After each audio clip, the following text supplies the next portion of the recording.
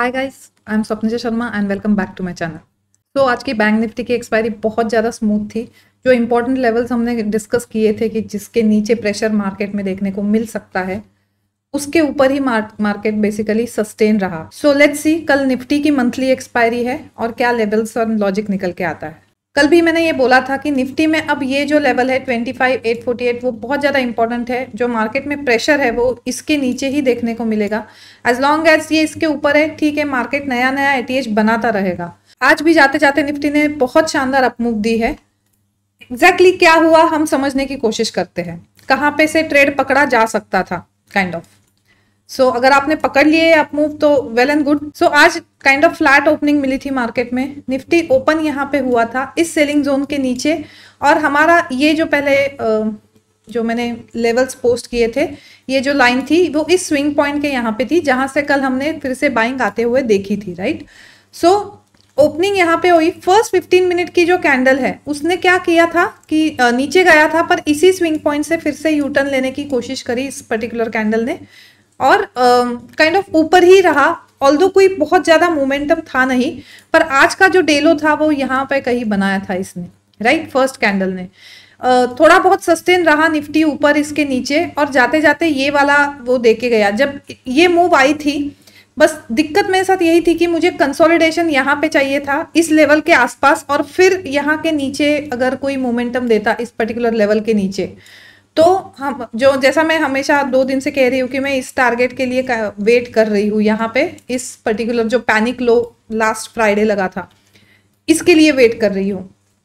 But ये जो candle है इसने जो है आज का लो ब्रीच किया, एंड हाल उसके बाद कोई भी फॉलोअप कैंडल नहीं आई। इस कैंडल का लो भी ब्रीच नहीं हुआ, और यहाँ से क्या हुआ कि मार्केट ने फिर से, मतलब जो बायर्स थे, इसने फिर से इस लेवल के ऊपर मार्केट को बहुत स्ट्रॉन्ग कैंडल से लाके खड़ा कर दिया था।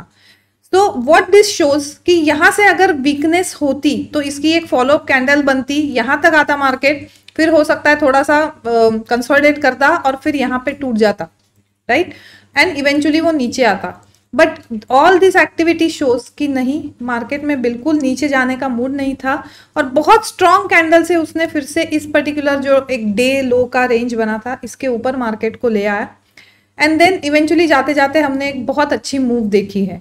सो जब कभी इस तरह से अटेम्प्ट फेल हो जाते, जैसे इवन कभी कभी बाइंग अटेम्प्ट फेल हो जाते, मतलब मार्केट ऊपर जाते वक्त कुछ फॉलोअप नहीं बनाता है और हाल सेलर्स आ जाते हैं।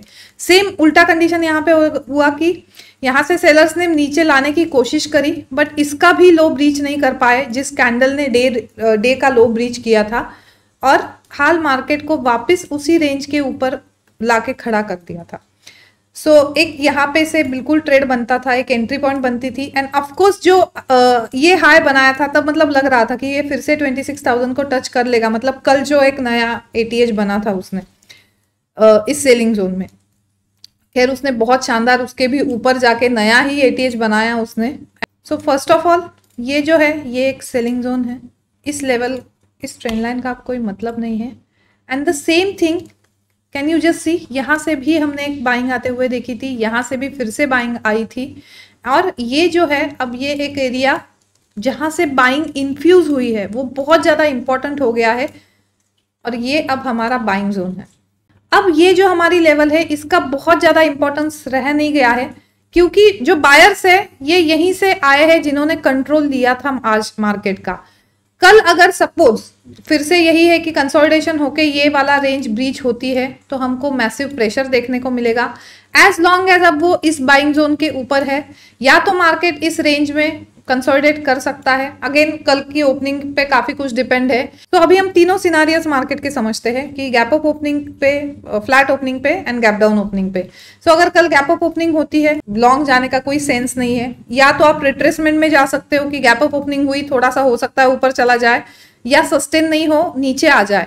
Now this all this area should act as a support now, okay, जो पहला आज का रेजिस्टेंस था। अदरवाइज लॉन्ग जाने का कोई सेंस नहीं है। ये जो है ये एक फिब लेवल है 26,155। देखते हैं कि कल अगर गैप अप ओपनिंग होती है तो क्या यहाँ से कुछ प्रेशर देखने को मिलता है, नहीं मिलता है। अगर फ्लैट ओपनिंग होती है तो वही है कि फिर कंसोलिडेशन चाहिए हमें, तब जाके अगर ब्रीच करता है तो नए लॉन्ग बनेंगे। And this is now very important zone जहां से आज हमने बाइंग इन्फ्यूज होते हुए देखी है, जहां से हमने ये देखा है कि यहाँ पे जो सेलर्स ने पावर लगाई थी वो बिल्कुल भी 2x पावर लगा के बायर्स फिर से इस रेंज में लाके मार्केट को खड़ा कर दिया है, right. So this is very important. तो बाइंग एक तो यहां से बनती है, या तो गैप अप होने के बाद इधर कुछ रिट्रेसमेंट होता है इन लेवल के आसपास, तब बनती है, ओके। अदरवाइज यहां से अगर कर से फिर से कुछ फ्लैट ओपनिंग होके ऊपर जाके इस एरिया में अगर ऐसा दिखता है कि फिर से रेजिस्टेंस ले रहा है, तो वहां से एक शॉर्ट अपॉर्चुनिटी है। और कंसोलिडेट करके अगर इसको ब्रीच करता है तब जाके शॉर्ट अपॉर्चुनिटी है। ऑप्शन का डेटा देखते हैं निफ्टी का।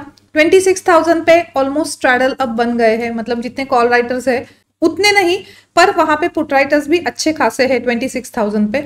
बाकी 25,900 800 पे अच्छा खासा बेस समझ में आ रहा है।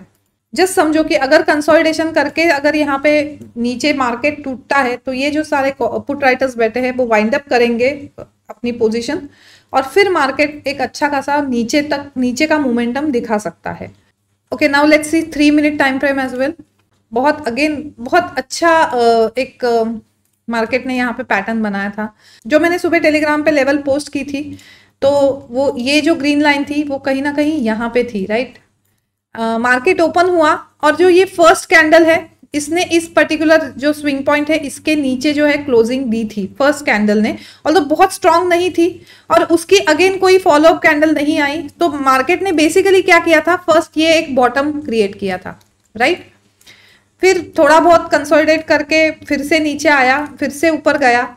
ये जो स्विंग पॉइंट है ऐसा लग रहा था कि इसी स्विंग पॉइंट के आसपास एक रेंज बना सकता है वो, तो एक रेंज बनाई, यहां से फिर से नीचे आया वो।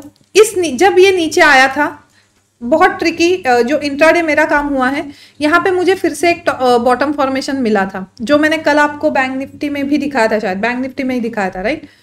यहाँ पे एक बॉटम फॉर्मेशन मिला था, इसके ऊपर जो है मेरा एंट्री पॉइंट था। ऑफकोर्स टारगेट में ये लेके चल रही थी, और यहाँ के नीचे मेरा एसएल था। इस पर्टिकुलर डे के हाई तक भी नहीं आया वो, और पहले ही उसने एक अच्छा खासा पैनिक एक सेलिंग आ गई थी, राइट। ये जो हमने 15 मिनट टाइम फ्रेम पे भी देखी, एकदम से पैनिक सेलिंग आ गई, और यहाँ पे मेरा एसएल जो है वो हिट हो गया। उसके बाद अगेन मुझे लगा कि ठीक है, अब ये यहाँ पे नीचे आएगा तो कुछ तो अगर रिट्रेसमेंट हो तो फिर से मैं उसको शॉर्ट करूं, शॉर्ट साइड में कोई ट्रेड मिलता है क्या देखूं। शॉर्ट साइड में ट्रेड की दिक्कत थी ये थी कि यहाँ पे हाल एक सपोर्ट एरिया था, तो बहुत ज्यादा रिस्क टू रिवॉर्ड मैच हो नहीं रहा था, ना मुझे शॉर्ट साइड कोई सेटअप मिल रहा था। ऑल्दो सेटअप बना ही नहीं, यहाँ पे कंसोलिडेशन करके ये जो स्विंग पॉइंट बनाया था, इस पर्टिकुलर कैंडल ने फिर से इसी स्विंग पॉइंट के ऊपर काम करना शुरू किया था। और जैसे मैंने आपको 15 मिनट पे भी समझाया था कि जिस तरह से ये स्ट्रॉन्ग कैंडल 15 मिनट की फिर से उसने मार्केट को इस रेंज में लाके खड़ा कर दिया था, इस कैंडल ने जो प्रीवियस रेंज उसने बनाई थी, तो बिल्कुल समझ में आ गया था कि अब यहाँ से मार्केट एटलीस्ट कल के डे हाई तक तो जा सकता है। वहां पे फिर मैंने कुछ लॉन्ग्स बनाए थे निफ्टी में। बेसिकली इसको setup as a setup use किया था। इस पर्टिकुलर लेवल के ऊपर एंट्री थी और इसके नीचे ये जो एक कैंडल बनी है उसके नीचे मैंने अपना एसएल रखा था एंड आई वाज वेटिंग कि एटलीस्ट डे हाई तक कल के चले जाए। ऑल्दो वो उसके ऊपर गया बट मैंने इस यहाँ पे जब आया था कल के डे हाई के आसपास जहाँ से कल हमने एक पैनिक सेलिंग देखी थी वहां तक मैंने उसके वो प्रॉफिट बुक किए थे। Before going to Bank Nifty analysis, जिन जिन लोगों ने अभी जो फ्राइडे को ऑप्शन सेलिंग का वेबिनार हो रहा है उसके लिए एनरोल किया है उनको जो है टेलीग्राम चैनल की लिंक जो है मैं फ्राइडे के सेशन में ही दूंगी। जो लाइव सेशन होगा हमारा 9:15 से 3:30 और जो उसका इंट्रोडक्टरी सेशन होगा वो संडे को होगा, ठीक है। और सेशन की लिंक आपको 45 मिनट्स पहले आपके रजिस्टर्ड ईमेल एड्रेस पे जूम की लिंक आएगी रीगी की तरफ से, ठीक है। Now let's C bank Nifty. Bank Nifty ने तो आज very first candle on 15 minute बिल्कुल बता दिया था कि बैंक निफ्टी ने अगेन ये हमारी लेवल थी, बहुत इंपॉर्टेंट लेवल थी 53,907। कल भी डिस्कस कर रहे थे, रादर ये 2-3 दिनों से मैं ये लेवल डिस्कस कर रही हूँ और इसके नीचे ओपनिंग जरूर दी इसने, बट जिस तरह से ये फर्स्ट 15 मिनट की कैंडल बनी कि अच्छा खासा उसमें बाइंग आई थी और उस पर्टिकुलर लेवल के, क्योंकि जो प्रेशर था वो इस लेवल के नीचे था, राइट। बट फर्स्ट 15 मिनट की कैंडल ने ही बता दिया था कि एटलीस्ट अभी तो ये नीचे जाने के मूड में नहीं है। और हाल इमीडिएट रेजिस्टेंस बैंक निफ्टी का यहाँ पे भी था, तो इसीलिए मैंने 54,000 पे नेक्स्ट एक्सपायरी का स्ट्रैडल ओपन किया था, जो बहुत अच्छा मैसिव पैसा देके गया है। ओवरऑल बहुत अच्छा स्मूथ दिन गया, बिल्कुल नो ब्रेनर टाइप था दिन, बिल्कुल ज्यादा दिमाग नहीं लगाना पड़ा। यहाँ से ऊपर जा रहा था and eventually I was waiting कि ये एटलीस्ट यहाँ तक अब चला जाए, क्योंकि इसके ऊपर सस्टेन कर ही रहा है। तो मैं हमेशा फिर जो नेक्स्ट जो भी रेजिस्टेंस होता है उसके हाई तक का टारगेट लेके चलती हूँ। ऑल्दो नहीं गया, और यहाँ से मैं एक्सपेक्ट भी कर रही थी कि यहाँ से कोई रेजिस्टेंस भी आए, तो इसलिए मैंने स्ट्रैडल ओपन किया था कि इधर से ऊपर रेजिस्टेंस है, और यहाँ से आज जहाँ से ओपनिंग हुई है यहाँ पे बहुत अच्छा सपोर्ट है। तो अगर ये नीचे भी आता तो यहाँ से फिर से एक बाउंस तो एक्सपेक्ट कर ही सकते थे, इसलिए मैंने स्ट्रैडल आज ओपन किया and it worked wonderfully. So bank Nifty में नेक्स्ट क्या कर सकते हैं, will just adjust the level. यहाँ पे एक बाइंग यहाँ से अच्छी आई है, एक बाइंग जोन यहाँ पे बन गया है, ये सेलिंग जोन तो है ही ऑफ कोर्स। एंड अगेन कल अगर फ्लैट ओपनिंग होती है तो for intraday also I will go for straddle again, क्योंकि ये दोनों रेंज कवर हो जाएगी। यहाँ पे नीचे अब आएगा तो एक बारी बाउंस यहाँ से आएगा, यहाँ पे आएगा तो एक बारी जो है रेजिस्टेंस यहाँ से लेगा। तो इन फ्लैट ओपनिंग होती है तो बहुत सिंपल मेरा स्ट्रैटेजी है कि मैं उसमें भी स्ट्रैडल ओपन करूंगी। गैप अप ओपनिंग होती है तो सेम कि I will wait for the retracement and then अगर कोई बाइंग की अपॉर्चुनिटी आती है तो I will go for it.